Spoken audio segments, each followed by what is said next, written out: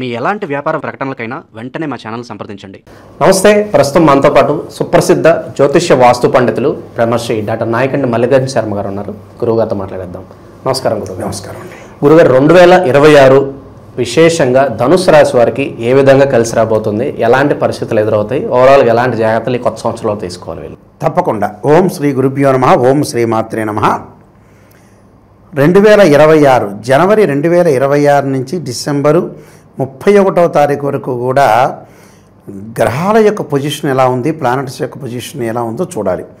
అయితే ప్రామాణికంగా ఏంటంటే ఉగాది నుంచి మనం ఉగాది వరకు చెప్పుకుంటాం. యాక్చువల్గా ఇది ప్రామాణికం కాదు అని చెప్పడానికి వీల్లేదు, కానీ ఆంగ్ల కాలమానాన్ని అనుసరించి అవే గ్రహాలు, ఉగాది తర్వాత చెప్పేవి కూడా అవే గ్రహాలు, ఇప్పుడు చెప్పేవి కూడా అవే గ్రహాలు. లేకపోతే ఏంటంటే రాజ్యపూజ్యాలు, అవమానాలు, అలానే గౌరవాలు, ఆదాయాలు, వ్యయాలు, గ్రహణాలు, మౌఢ్యాలు, అలానే ఏదైతే వివాహ ముహూర్తాలు, ఇలాంటివన్నీ కూడా ప్రత్యేకంగా రాజులు, పరిపాలన, మంత్రి, ఇలాంటివన్నీ చెప్పేది ఏంటంటే ఉగాది పంచాంగం అంటే పంచాంగ శ్రవణం అని అర్థం. ఇవి వచ్చేటప్పటికల్లా 2026 నుంచి జనవరి దగ్గర నుంచి 31వ తారీఖు వరకు చెప్పే ఫలితాలు. ఇవన్నీ కూడా గోచారరీత్యా చెప్పబడే ఫలితాలు అంటారు. ఇవన్నీ కూడా బర్త్ చార్ట్ కాదు. ధనస్సు రాశి వాళ్ళకి రాశ్యాధిపతి అయిన గురువు రాశ్యాధిపతి గురువు అయ్యాడు. అంటే ధనుసు రాశి వాళ్ళకి క్యారెక్టర్ ఏంటంటే, ఒక పని చేశామంటే ఖచ్చితంగా గ్యారంటీగా ఆ పని సక్సెస్ చెయ్యాలి. అంటే ధనుర్బాణం అంటారు చూసారా, అంటే బాణం ఇలా వేస్తే ఖచ్చితంగా జరగాలి, యుద్ధం చేసి తీరాలి అనేది ఒకటి, వేదాంత ధోరణి ఒకటి, విద్యందు ఆసక్తి, కళల పట్ల సంగీతము, నృత్యము, మనకు పాత రోజుల హార్మోని, తబలా, ఇవన్నీ వాటి మీద సంగీతము, సింగర్గా, కళా నైపుణ్యము, వీటిల్లో ఎక్కువగా ఉండటం, ఉపాధ్యాయ వృత్తి, ఉపన్యాసకుల లెక్చరర్స్గా, ప్రొఫెసర్స్గా, అలానే పూజల మీద ఆధ్యాత్మిక జ్ఞానం, ఇలాంటివన్నీ కూడా ఎక్కువగా ఉంటాయి. అంటే 10 మందిలో 6గురికి ఎక్కువగా ఉంటాయి ఇలాంటివన్నీ కూడా. అంటే ఇది గురువు సంబంధించింది. ఏంటంటే కొద్దిగా ధనుసు రాశి వాళ్ళకి ఏంటంటే ఖచ్చితంగా చేయాలి అంటే దిశానిర్దేశం అంటారు చూసారా, రాజకీయ నాయకులు ఎప్పుడు ఈ పదం వాడుతుంటారు, దిశానిర్దేశం అని. అంటే ఏ దిశలో వెళ్ళాలి, ఎటు డైరెక్షన్లో వెళ్ళాలి, ఎటు వెళ్తే లైఫ్ను సక్సెస్ చేస్తామనే నాలెడ్జ్ అనేది వీళ్ళకి ఎక్కువగా ఉంటుంది. ఇది ధనుసు రాశి యొక్క క్యారెక్టర్. అయితే ఈ ధనుసు రాశి వాళ్ళకి 2026లో ఏ విధంగా ఉండబోతుంది? ముందుగా ముఖ్యంగా రాహుకేతుల యొక్క మార్పు. రాహు డిసెంబర్ 6 వరకు కూడా కుంభరాశిలోను, ఆ తర్వాత వచ్చేటప్పటికల్లా మకర రాశిలో సంచారం చేస్తారు. ధనుస్సు రాశి వాళ్ళకి రాహు తృతీయంలో ఉండగా మంచిది. 3, 6, 11 స్థానాల్లో వాళ్ళ రాశి నుంచి చూసుకునే వీక్షకులందరికీ కూడా రాహు కానీ, కేతువు కానీ, శని కానీ, కుజుడు కానీ సుఫలితాలు ఇస్తాడని శాస్త్రవచనం. ఇక్కడ 3వ స్థానంలో ఎప్పుడుంటాడు? ధనస్సు, మకరం, కుంభం ప్రజెంట్ ఉన్నాడు 3వ స్థానం రాహు. అంటే తేలిగ్గా అర్థం కావడానికి చెబుతున్న వాళ్ళకి 3వ స్థానం రాహు ఉంటే ఏంది, విశేషమైన ఫలితాలు జరుగుతాయి. అంటే ధనపరంగా కానీ, ఫైనాన్షియల్ డెవలప్మెంట్ కానీ, ఆర్థిక స్థితిగతులు అనుకూలంగా ఉండటం ఒకటి. దాని తర్వాత వాళ్ళు చేసే ప్రతి ప్రయత్నం కూడా సఫలీకృతం అవుతాయి. మనం ఒక ప్రయత్నం చేయాలనుకుంటాం, ఖచ్చితంగా చెయ్యాలి, కష్టపడాలి. కష్టపడితేనే భగవంతుడి యొక్క ఆశీర్వచనం అనేది ఉంటుంది.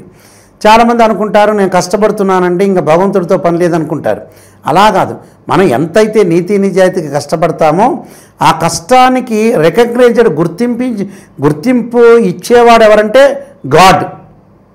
ఆ గాడ్ యొక్క అనుగ్రహం కూడా ఉండాలి. కాబట్టి డిసెంబర్ 6 వరకు రాహు బాగున్నాడు కాబట్టి దేశాలకు వెళ్ళటం, బ్రదర్స్ అండ్ సిస్టర్స్ మధ్యలో అనుబంధ బాంధవ్యం బాగా పెరగటం, ప్రధానంగా విదేశాలకు వెళ్ళటంగా కాకుండా విదేశాల్లో కూడా ముఖ్యంగా ప్రధానంగా వాళ్ళు అక్కడ స్థిరపడిపోయే అవకాశాలు ఎక్కువ ఉంటాయి. అక్కడ వ్యాపారరీత్యా కానీ, మన బిజినెస్ అనుకోవచ్చు, లేకపోతే ఉద్యోగం అనుకోవచ్చు, రకరకాల రెస్టారెంట్ పెట్టుకోవటం, ఇలాంటి హోటల్స్ పెట్టుకోవటం, వీటిల్లో వాళ్ళకి అనుకూలంగా ఉండే అవకాశం ఉంటుంది. అంటే వీటి పెడతారని అర్థం.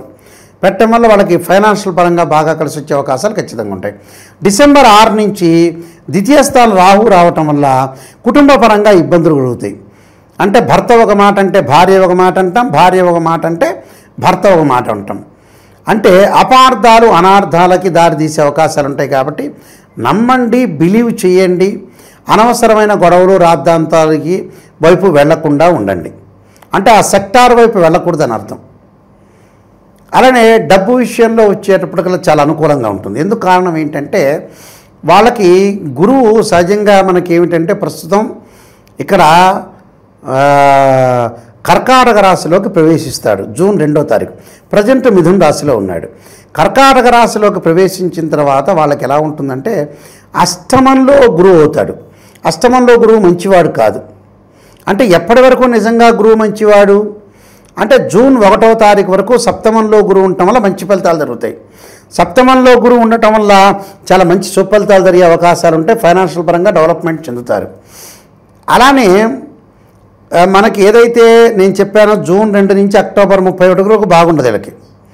జూన్ 2వ తారీఖు నుంచి అక్టోబర్ 31వ తారీఖు వరకు కూడా కర్కాటక రాశిలో గురువు ప్రవేశంతో ఫైనాన్షియల్ పరంగా జాగ్రత్త ఉండండి. ఆ డేట్ మెన్షన్ చేస్తున్న వాళ్ళకి పొదుపుగా పాటించండి. అలానే డాక్టర్ల దగ్గరికి వెళ్ళటానికి కానీ ఇంకోటి తర్వాత పిసినారితనం చూపించొద్దండి. ఎక్కడ డబ్బులు ఖర్చు పెట్టాలో అక్కడ చేయండి. అవసరం నిమిత్తం ఖర్చు చేయండి. అంటే జూన్ 2 నుంచి అక్టోబర్ 31. మళ్ళీ అక్టోబర్ 31 నుంచి సింహరాశిలోకి గురువు ప్రవేశిస్తారు. వీళ్ళకి భాగ్యస్థానంలో గురువు ప్రవేశిస్తాడు కాబట్టి చాలా అద్భుతమైన రిజల్ట్స్ వచ్చే అవకాశం ఉంటుంది. అంటే చివరి వరకు డిసెంబర్ వరకు అనుకూలంగా ఉంటుంది. డిసెంబర్ 18వ తారీఖు శని గురువు వక్రగతిలో పొందిన వీళ్ళకి దాదాపు డిసెంబర్ వరకు బాగుంటుంది. అంటే ఆర్థిక పరంగా వ్యాపార పరంగా కానీ అంటే సెకండ్ హాఫ్ బాగుంటుంది. అంటే ఫస్ట్ హాఫ్లోనేమో రాహు కాపాడుతాడు, సెకండ్ హాఫ్లోనే గురువు కాపాడుతాడు. అంటే ఒక మూమెంట్లో ఒక ఇద్దరు హీరోలు ఉన్న సినిమాలో ఒక ఫస్ట్ హీరో ఫస్ట్ విశ్రాంతి ముందు కాపాడినట్టుగా సెకండ్ హీరో ఇంకో విశ్రాంతి ముందు కాపాడినట్టుగా అలా ఉంటుంది. ఉదాహరణకు కృష్ణ శోభన్ బాబు అనుకోండి కాసేపు. అలాగా ఫస్ట్ హాఫ్ సెకండ్ హాఫ్ కలిపి రెండు ఎక్సలెంట్గా ఉంటాయి వీళ్ళకి. అంటే గురువు బ్రహ్మాండంగా ఉన్నాడు, రాహు బాగున్నాడు, రాహు తగ్గితే గురువు బాగుంటాడు. అలాగా చాలా అద్భుతమైన రిజల్ట్స్ ఉన్నాయి. అలానే కేతు యొక్క ప్రభావాన్ని మనం చూసుకునేటట్టయితే ఈ రాశి వాళ్ళకు వచ్చే కేతువు జూన్ మనం ఏదైతే డిసెంబర్ 6వ తారీఖు వరకు కూడా సింహరాశిలో ఉంటాడు. సింహరాశిలో మంచివాడే. చివరి ఏదైతే కర్కాటక రాశిలో ప్రవేశిస్తారో అప్పుడు వీళ్ళకి బాగుండదు. అప్పుడు కొద్దిగా ప్రాబ్లమ్స్ వస్తాయి. అంటే వాహన ప్రమాదాలు. అంటే ఎప్పటి నుంచి ప్రమాదాలు జరుగుతాయి? డిసెంబర్ 7 నుంచి డిసెంబర్ 31 వరకు కేతుగ్రహం బాగలేకపోవటం వల్ల వాహనాల మీద వెళ్ళేటప్పుడు జాగ్రత్త ఉండండి. కోర్టు సమస్యలు రాకుండా, పోలీస్ స్టేషన్లో గొడవలు, బంధుమిత్రులతోటి కొద్దిగా కేర్గా ఉండండి. ఉంటే సరిపోతుంది, ఇంకేం అవసరం లేదు. ఈ సంవత్సరం అంతా కూడా త్రిగ్రహ కూటమి, చాతుర్గ్రహ కూటాలు, పంచగ్రహ కూటాలు ఏర్పడ్డాయి.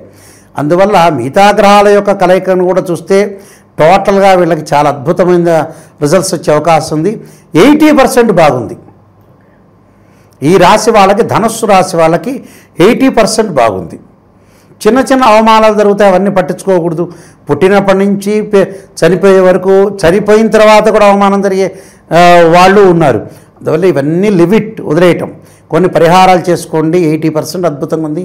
ఇంకా 20% పెరగటానికి అనేది చూసుకోవటం అనేది చాలా మంచిది. ఇక విశేషంగా ఈ సంవత్సరం అంతా కూడా ఎటువంటి పరిహారాలు చేసుకుంటే ఇంకా మంచి ఫలితాలు ఉంటాయంట? డిసెంబర్ 6 నుంచి రాహు యొక్క ఆరాధన చేయాలి. అలానే కేతు యొక్క ఆరాధన చేయటం కూడా మంచిది. అంటే అర్ధకాయ మహావీరం చంద్రాదిత్యమర్ధనం సింహకాగర్భ సంభూతం తం రాహుం ప్రణమామ్యం అనే మంత్రాన్ని గణపతి యొక్క ఆరాధన చేయటం మంచిది. అలానే వీళ్ళు చక్కగా ఎవరికైతే వివాహం అనేది ఆలస్యమవుతుందో భృగుపాస్పదాశ్రుద్రాభిషేకం చేసుకోవటం, ఉద్యోగపరంగా ఎవరైనా ఇబ్బందులు ఉంటే బృహస్పతి పాస్పదాశ్రుద్రాభిషేకం, దానికి సంబంధించిన హోమము. అంటే బర్త్ చార్ట్ మెయిన్ ఇంపార్టెంట్ చూసుకోవాలండి. ఇవన్నీ గోచారీత్యా చెప్పబడే ఫలితాలు, కానీ గోచారీత్యా చెప్పబడే ఫలితాలను కూడా ఇంపార్టెంట్గా తీసుకోవాలి. ఏంటంటే అదృష్టం అనేది ఒక సెకండ్లో, ఒక 10 నిమిషాల్లో కలిసి వచ్చే అవకాశం అనేది ఒకటి ఉంటుంది. అంటే ఎంత అదృష్టం ఉన్నా కూడా ఆవగిందంతా ఉండాలి అని అంటారు కదా. అందువల్ల ఖచ్చితంగా ఎట్టి పరిస్థితుల్లో కూడా వీళ్ళు బర్త్ చార్ట్ చాలా ఇంపార్టెంట్. అయితే గ్రహ గమనగతులు అయితే వీళ్ళకి ఓవరాల్గా బాగున్నాయి. దానికి శుక్ర జపం చేయించడం ఒకటి, సూర్యుడి యొక్క ఆరాధన చేయటం వల్ల కూడా మంచి జరిగే అవకాశం ఖచ్చితంగా ఉంటుంది. 80% వీళ్ళకి బాగుంది. చాలా బాగా వివరించారు. ధన్యవాదాలు. నమస్కారం.